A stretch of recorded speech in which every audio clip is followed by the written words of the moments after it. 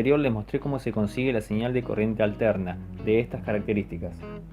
En otro video les voy a mostrar cómo se transforma de esta señal a esta, que se la conoce como corriente continua, señal que vamos a usar muchísimo en nuestros proyectos, sobre todo porque personalmente me inclino más a la electrónica digital, donde se usa casi exclusivamente la señal de corriente continua. También en otro video voy a explicarles sobre el manejo de la corriente continua como señal digital, los famosos estados 1 y 0. Con eso veremos con puertas lógicas. Pero dando por hecho que ya conocemos la señal de corriente continua, vamos a hacer un par de circuitos muy simples, de los cuales obtendremos una señal muy conocida y muy usada, que seguramente habrán visto. Esta señal se la menciona de diferentes formas, pero vamos a llamarle señal cuadrada. Una de las maneras más simples y confiables para obtener este tipo de señal es la utilización del famoso circuito integrado 555. Aquí tienen el esquema del circuito que armaremos. A los que les resulte más sencillo y fácil de entender, aquí tienen el circuito armado de manera digital. Ahora vamos a armar el circuito. El que quiere puede utilizar tanto los cables de conexión rápida como los cables fijos cortados a medida. En este circuito básico del 555 yo utilizo una resistencia fija de 10K ohm, 10.000 ohm, y una resistencia variable también de 10K, 10.000 ohm. Un capacitor de 10 microfaradios, equivalente a 0,00001 faradio. El capacitor cerámico solo se utiliza como filtro.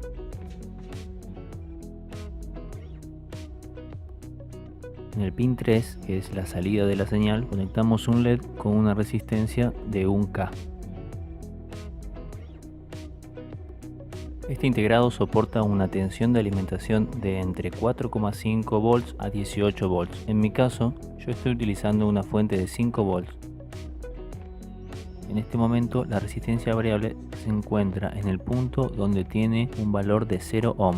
En este caso, mediante la resistencia variable podemos modificar la característica de la señal de acuerdo al tiempo. El LED representa el estado de la señal. Cuando está encendido representa el punto alto de la señal cuadrada, el 1, y cuando está apagado representa el punto bajo de la señal cuadrada, el 0. Ahora la resistencia variable se encuentra en el punto donde tiene un valor resistivo de 10K o 10.000 ohms. Ahora, para demostrar cómo se modifica la frecuencia de la señal, voy a agregar un capacitor de 100 microfaradios que se suman al capacitor de 1 microfaradio. Recuerden que para sumar los capacitores se deben colocar en paralelo. El cálculo de tiempo del estado 1 y del estado 0 en la señal es muy sencillo. Para el estado 1 se debe multiplicar 0,7 por la suma de la resistencia fija más la resistencia variable por el valor del capacitor electrolítico. Los valores de la resistencia deben aplicarse en ohm y los valores del capacitor en faradios. Por lo tanto, la suma de los dos capacitores de 100 microfaradios y 10 microfaradios sumados y pasados a faradios equivalen a 0,00011 faradios, y el tiempo del pulso 0 en la señal se calcula multiplicando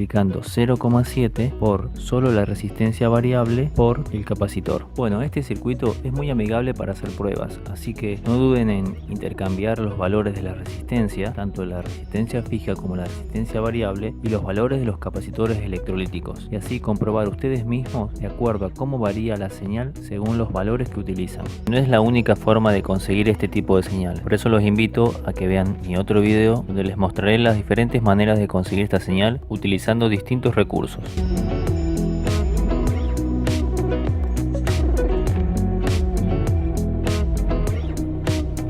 Si les interesa mi contenido, los invito a suscribirse y darle a la campanita para saber cuándo subo videos nuevos.